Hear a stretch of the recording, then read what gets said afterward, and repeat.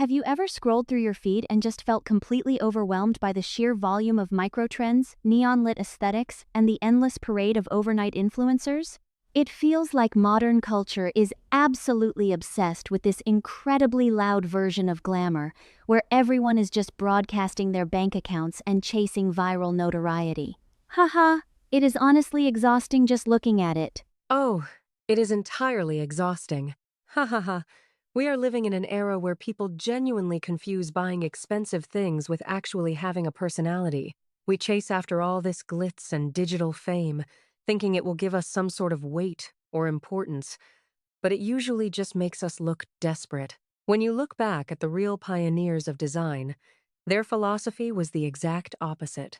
They viewed personal presentation not as a mindless shopping spree, but as a deep, almost philosophical expression of self-awareness. Ha ha ha! It is like society has completely lost the plot and forgotten what true value is. We really have! Ha ha ha! And that makes me think about that iconic French visionary who famously suggested that a woman really only needs to focus on being brilliantly classy and undeniably fabulous. But she also said something even more profound, that if you ever want to be irreplaceable in this world, you have to be brave enough to be different. Today, it seems like everyone is terrified of standing out in a real way. We just want to look like the most heavily filtered, algorithm-approved version of everyone else. Haha, it is such a bizarre paradox. Ha ha ha! A tragic paradox indeed. And that is exactly where the danger lies. When you just copy the reigning internet aesthetic, you become entirely replaceable. Just another face in the endless scroll.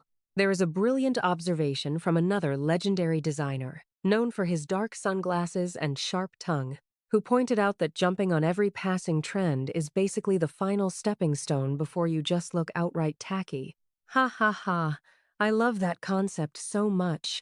It implies that true style isn't about adding more hype to your wardrobe. It is about severe discipline and knowing exactly who you are.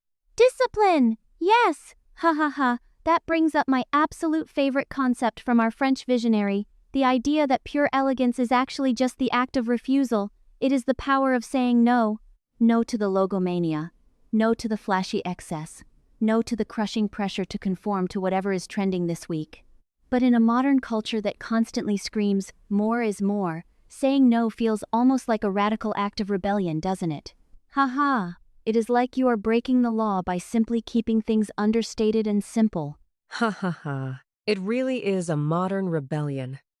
Think about the current pursuit of extreme, almost sloppy comfort, too. We have this whole culture now of wearing leisure wear absolutely everywhere, blurring the lines between the bedroom and the boardroom. That same sharp-tongued maestro made a rather cutting remark about elastic waistbands, saying that buying sweatpants is basically waving the white flag of defeat. Ha ha ha! He literally said it means you have lost control of your life. It sounds harsh, but metaphorically, he was talking about intention. When you dress with intention, you are telling the world and yourself that you are showing up for life. You aren't just surviving the day. You are actively participating in it. Ha ha ha! Waving the white flag in elastic waistbands. I will never get that image out of my head. But it is so incredibly true. He also mentioned that we shouldn't dress to destroy the competition, but rather, we should dress to survive. Ha ha! Fashion as literal armor. It makes you wonder, what exactly are we surviving against today? Is it the overwhelming noise and psychological pressure of the digital age? Precisely. Ha ha ha. We are surviving the absolute bombardment of mediocrity, the relentless marketing, and the pressure to buy our way into relevance. And the armor isn't about the price tag at all. There is a beautiful sentiment from a master Italian tailor who noted that the real dividing line between passing fads and true style is simply quality. Ha ha ha! Quality of the fabric, yes, but more importantly, the quality of thought behind it. You do not need a closet bursting with clothes to be relevant. You just need a few deliberate choices that perfectly articulate your character. Which perfectly echoes the genius who revolutionized women's fashion by bringing menswear tailoring into the mix. He once mused that he wished he had invented blue jeans because they represent exactly what we are talking about: modesty, expression, a bit of sex appeal, and total simplicity. Haha, it is wild to think that the absolute pinnacle of high fashion looked at humble, everyday denim and saw the ultimate achievement. Ha ha ha, because denim has actual soul and utility. And he also brilliantly pointed out that as the years go by, you realize the most important element of any outfit is the actual human being wearing it. The modern tragedy of our glitz-obsessed culture is that we often let the clothes wear us. We become walking billboards for luxury conglomerates, hoping their prestige will magically transfer to our internal insecurities. But true elegance, as a legendary magazine editor noted, resides entirely in the mind. Ha ha ha. If you do not have it up there in your head, no amount of imported silk or rare cashmere is ever going to save you. Ha ha ha, no amount of cashmere can hide an empty mind. That is the brutal truth. That same editor had such a vibrant, intoxicating way of looking at the world. She believed that style is literally the energy that gets you out of bed and helps you walk down the stairs in the morning. It is a fundamental survival mechanism. And my absolute favorite thing she said was about the necessity of bad taste. She compared a little bit of bad taste to a hearty splash of paprika. Haha, we all need that spice, don't we? The pursuit of flawless perfection is just so incredibly boring and sterile. Ha ha ha. It is fatally boring. That splash of paprika is your humanity showing through. It is the messy, physical, vibrant, and unpredictable part of life. When people try to curate their lives to look flawlessly wealthy and glamorous on social media, they strip away all the paprika. They become these sterile, beige, predictable aesthetics. But style should be deeply life-enhancing, just like a famously rebellious British punk designer always championed. Ha ha ha. It is meant to bring you immense pleasure and joy, not status anxiety and credit card debt.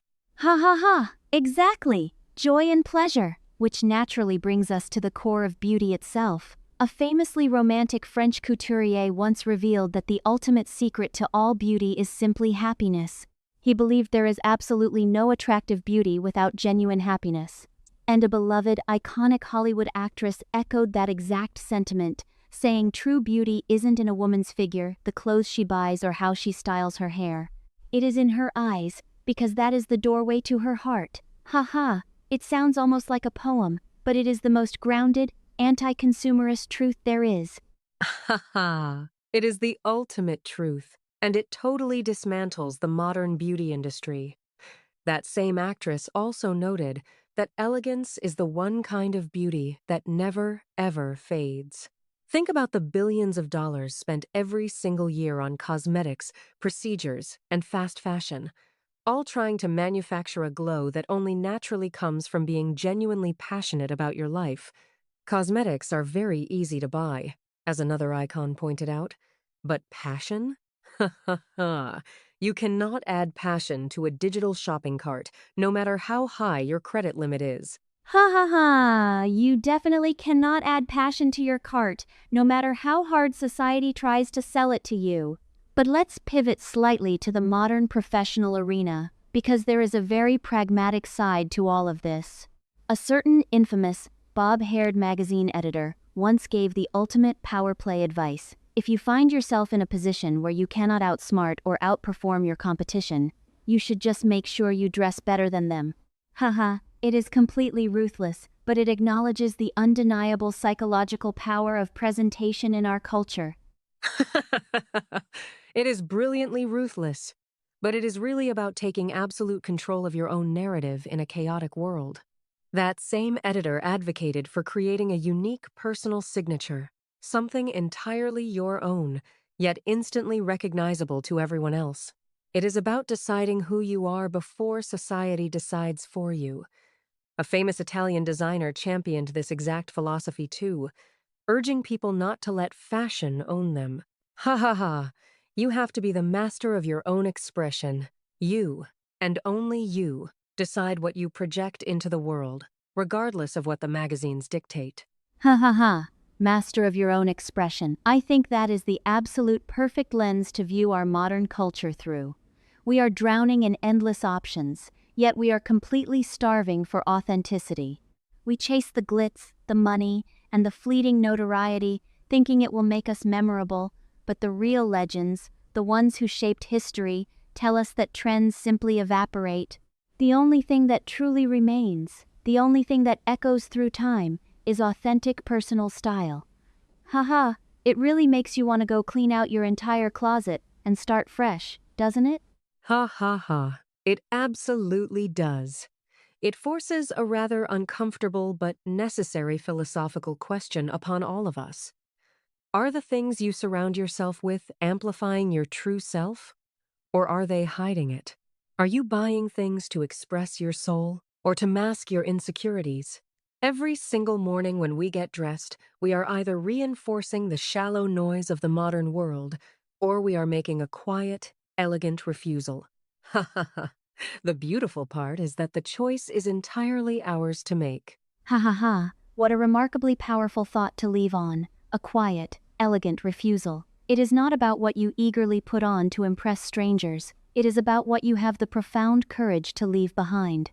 Thank you all for joining us on this deep dive into the architecture of elegance and the true cost of modern glamour. Take a long look in your mirror today and ask yourself, are you wearing your life, or is your life wearing you? Haha, until next time, keep it beautifully, undeniably real.